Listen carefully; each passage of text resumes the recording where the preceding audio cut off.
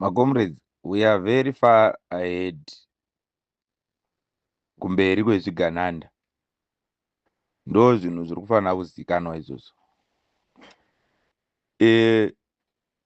Chakakosha ndechekuti tsoro ukaironga mushe unobaya pakuru. Ukaironga zvakanaka tsoro unobuda bhobho.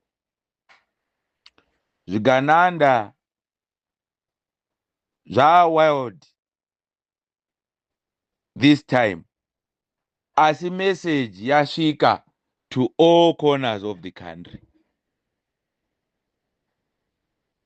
Tikaramba tichingotaura kwaakudzokorodza, ndiana asingazivi kuti tese semhuri yeZimbabwe tiri kuti no to 2030 agenda. Even vakavhara network vakaita sei, vakasunga vanhu sei, they understand kuti mass yaakuzviziva and mass iri clear kuti the answer to 2030 ED 2030 it's no. Kune vamwe vanoda kunzwisisa 2030 ndeana Tagwirei nezvigananda. Mnangagwa himself knows kuti pake pakapera, he is going. Tagwirei, zvigananda, mukadzi waMnangagwa nevana wake ndiyo team iri kugadzira chinhu chayo cha 2030. As they are campaigning, vachitenderera nyika yese, vachishandisa maprograms ema-affiliates, vachisapotwa naMnangagwa iyeye, havasi kuda kuti mumwe munhu anga achikampena ipo vacancy iripo. Kana pagedhi pasina munhu, siyai ane bhora agohweseka. Ndo situation yatiri kufamba nayo izvezvi. Ini ndokuudzai ndiri pano, hapachisina system yamunovhunduka yese iya.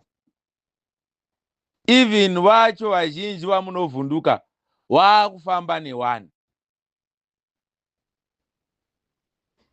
Ndosaka ndairamba nyaya yezvimabhogasi zvakaita sana Matrix kuti zvibate issue to do with public affairs, nenhau yekuti they are being used to abuse the mass. Mukaona munhu wese akasungwa nemapurisa, hamuna record yekuti vanhu ivavo vakarohwa. Asi avo vasungwa nezvimabhogasi avo, you have records dzekuti vari kurohwa. Zvinhu izvozvo zvinofanira kukutaurirai kuti system yaakusaidi kwe1. That's why they are pushing mabogus organizations to abuse the people.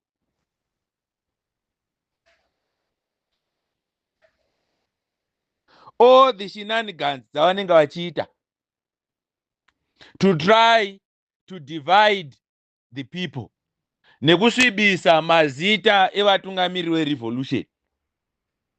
My comrades, vatauri vemumachannel, those are not leaders of the revolution.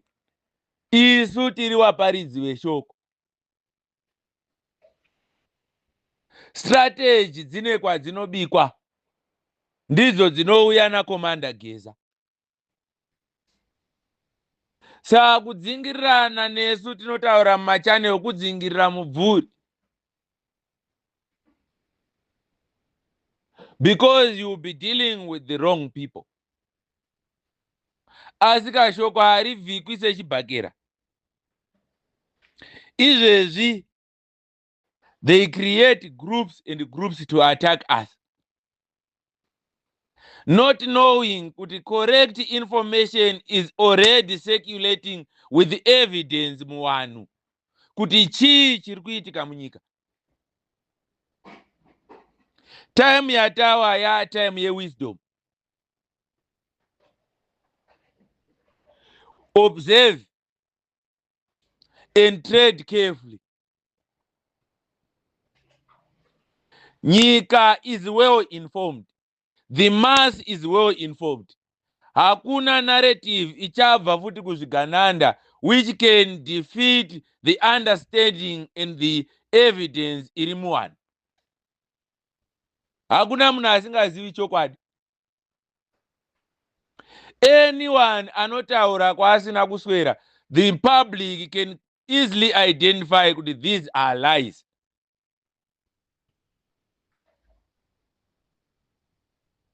What is happening in the country? We are well informed. Truziva. Wese vamunoona vachikushambadzira information vari kuziva. They have first hand information and evidence. Vanhu vatiri kutaura navo pano vari kuziva. They have first hand information and evidence. So Zvigananda must not play with the people's agenda, because their numbers, their days are numbered. Pane zvinhu zvinofanirwa kuitika kuti zvimwe zvinhu zviitike. Saka mukaona vakuru vakanyarara, don't think or conclude kuti they are weak. They are not weak. Mukaona pamunenge muchitaura zvese vakuru vachingoti tazvinzwa, don't think they are believing in what you are saying. They are well informed.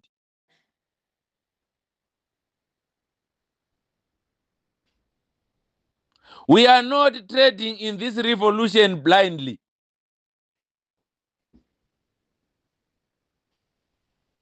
Tiri kuona ende ziso harisi kubva pamuroyi. Tinenge tichionera. Ndona vamwe vakatona takapfeka maglazi eblack vakafungidzira kuti handioni. Ndenchionera hangu maglazi imomo. Ndenchiona. But what is the bigger picture of the people's agenda? Tungamidza revolution pamberi. Respect the people's agenda. Haina kungouya. The mass has suffered enough. It's time for them to be saved.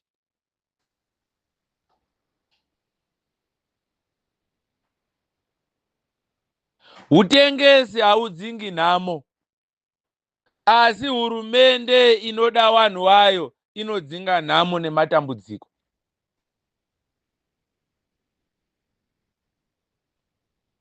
Motikari dzamunodzingirira maGD6 idzi dzinoparara within hours and days. Asi a healthy population, a happy population will create better generations which will live forever.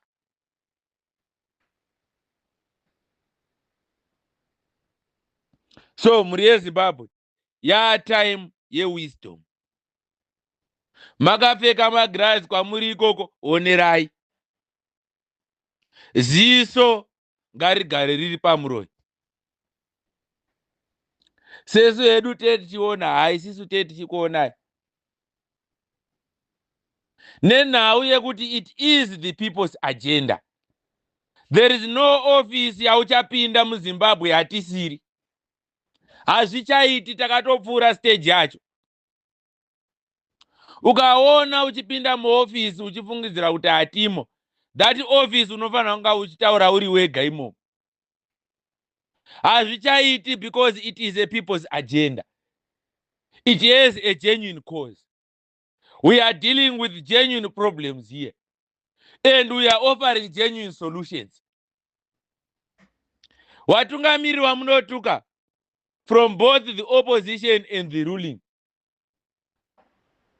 You are misinformed. All those leaders are standing with the people. Kunyarara, it doesn't mean kuti havasi kuona. Vari kuonera. That's why muri kuona most of the leaders wamuri kufamba navo murevolution vakupfeka magirazi. Vanenge vachionera magirazi imomo. They are well informed.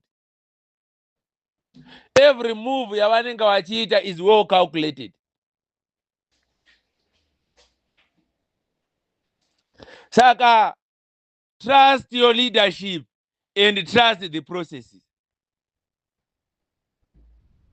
Tona vamwe kuopposition hanzi tanzwa nemavhesi. Haasi mavhesi aya, vanenge vachionera.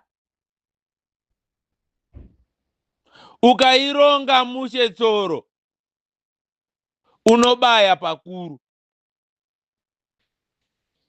Mageneral amunenge muchiona vachiita kunga vakapusa vachisundidza kunga masaga ebhinzi, musafungidzire kuti vakapusa vanhu vaya, vanenge vachionera.